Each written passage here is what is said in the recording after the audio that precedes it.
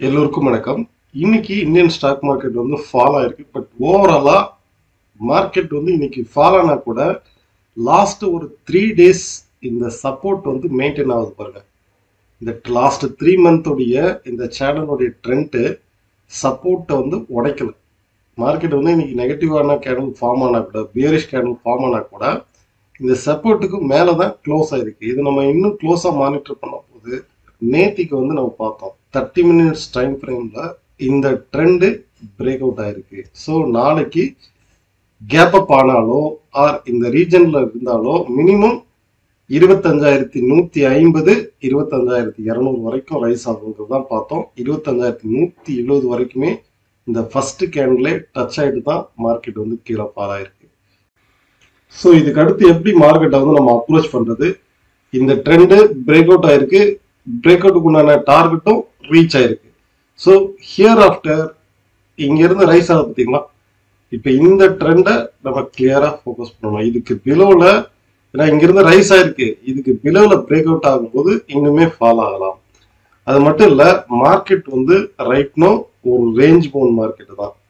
சரி, ஓவராலா day time ஃப்ரேம்ல நமக்கு வந்து சப்போர்ட் ரீஜன்ல ட்ரேட் ஆகுது. ஓகே, ஃபர்ஸ்ட் பாயிண்ட் கிளியரா மார்க்கெட்டுடைய ட்ரெண்டை வந்து நம்ம நோட் பண்ணும்போது டே டைம் ஃப்ரேம்ல இந்த சப்போர்ட்ல ட்ரேட் ஆகுது. அதே நேரம் நீங்க ஹவர்லியில் எடுத்து பாருங்க, 4 hour சார்ட்ல வந்து எடுத்து பாருங்க. இது வரைக்கும் ஃபால் ஆகுதுல, இந்த ஒரு ஒரு சைடு பேஸ் சேனலை வந்து மார்க்கெட் வந்து ஃப்ரீக்வெண்டா அப்ஸ் அண்ட் டவுன்ஸ்ல வந்து பாருங்க. இப்போ இன்னைக்கு கூட மார்க்கெட்டு கரெக்டா இந்த ரீஜன்ல இருந்து கீழே ஃபால் ஆகுதா?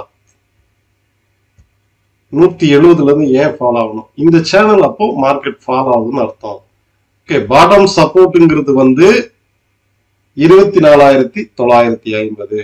அப்சைட் ரெசிஸ்டன்ஸ்ங்கிறது இந்த சேனலுடைய ரெசிஸ்டன்சி. இந்த மாதிரி ட்ரேட் ஆயிட்டு இருக்கு. அப்போ நாளைக்கு ஃபால் ஆனா கூட 25,000 24,960 இந்த ரீஜன் வந்து ஒரு ஸ்ட்ராங்கான சப்போர்ட்டா இருக்கும். ஏன்னா மார்க்கெட் வந்து ஃப்ரீக்வெண்டா இந்த மாதிரி தான் சுத்திட்டு இருக்கு, ups and downs. Okay,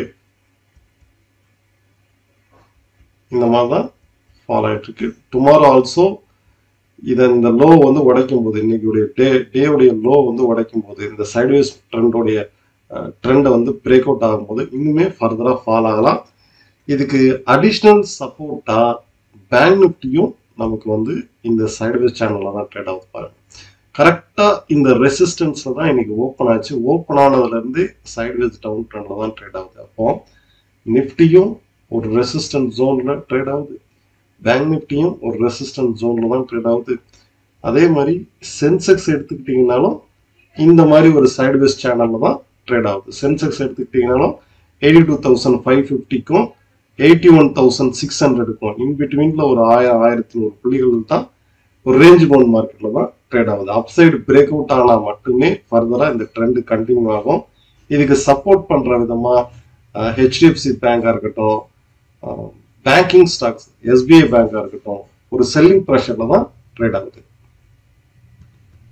day time ஃப்ரேம்ல பாருங்க, ஹெச்டிஎஃப்சி பேங்க் வந்து நம்ம டே டைம் ஃப்ரேம்ல பார்க்கும்போது கரெக்டா அந்த ரெசிஸ்டன்ஸ் ஜோன்ல இருக்குதா? இதுவுமே ஒரு சேனல்ல தான் இருக்குது, ஆனா கரெக்டா ரெசிஸ்டன்ஸ் ஜோன்ல இருக்குது. அப்போ 2020க்கு மேல பிரேக் அவுட் ஆனாதான் ஃபர்தரா ரைஸ் ஆகும் ஹெச்டிஎஃப்சி பேங்க்.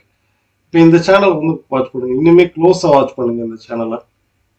இதுவுமே ups and downs within overall இந்த சேனலுக்குள்ள ஒரு சேனல் வந்து ஃபார்ம் ஆகுதா, லைக் வந்து ஒரு இன்சைடு வெட்ஜ் மாதிரி வந்து ஃபார்ம் ஆகுதா?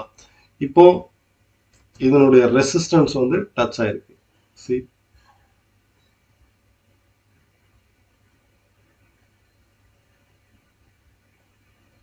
இப்போ ரெசிஸ்டன்ஸ் வந்து டச் ஆயிருக்கு, அகைன் சப்போர்ட்டுக்கும் வரலாம்.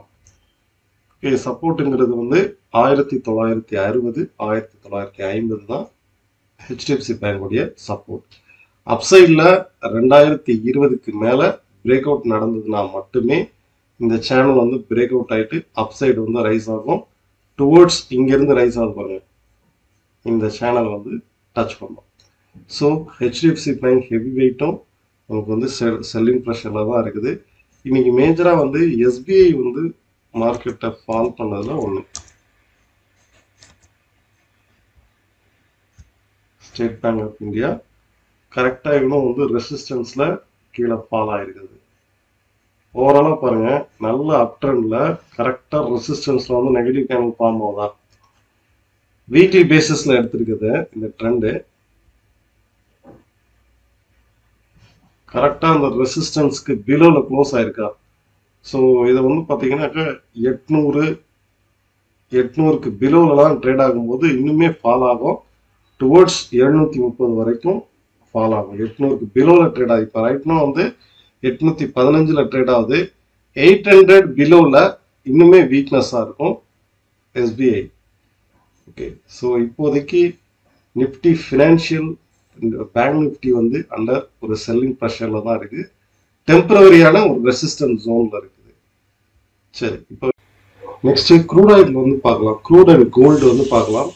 நான் வச்சிருக்கிறது வந்து இப்போ ஹவர்லி டைம் ஃப்ரேமில் வச்சிருக்கிறேன். க்ரூடை பொறுத்தளவுக்கு இந்த ஒரு சைடுவேஸ் மார்க்கெட்டில் தான் ட்ரேட் ஆகுது பாருங்க. ஃப்ரீக்வெண்ட்டாக ஒவ்வொரு முறையும் இந்த ட்ரெண்டை டச் பண்ணும்போது க்ரூட் வந்து ஃபால் ஆகுது. ஓகே, இப்போ மீண்டும் அப்சைடு ரைஸ் ஆச்சு அப்படின்னா இந்த ட்ரெண்ட்ல டச் பண்ணும்போது அகைன் ஃபால் ஆகலாம். அதே மாதிரி ஃபால் ஆகும் போதும் எக்ஸாக்டா இந்த லோ பாயிண்ட் நம்ம ஃபைண்ட் அவுட் பண்ணியிருக்கிறேன். ட்ரேடிங் லெவல்ஸ் வந்து எவ்வளோ இம்பார்ட்டன்ட் அப்படிங்கிறத நீங்க செக் அவுட் பண்ணி பாருங்க. நம்ம கணிச்சிருக்கிறது வந்து சப்போர்ட் வந்து 5625. க்ரூட் ஆயில் வந்து எக்ஸாக்ட் லோ எவ்வளோ வந்திருக்கு பாருங்க. கரெக்டா 5623 தான் எக்ஸாக்ட் லோ.